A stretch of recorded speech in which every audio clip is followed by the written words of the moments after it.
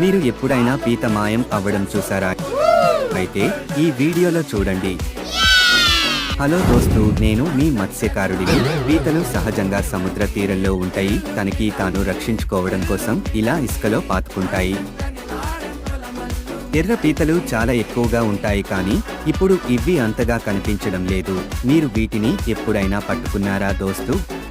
వీటితో కొంచెం జాగ్రత్తగా ఉండాలి, ఎందుకంటే వాటి గెట్టలలో మన వేలు ఉండిపోతే ఇంకా అంతే సంగతులు. మన వీడియోలకి చాలా సపోర్ట్ చేశారు. ఇంకా మంచి కంటెంట్ కోసం ఫాలో అవ్వండి దోస్తు. జై మత్స్యకార.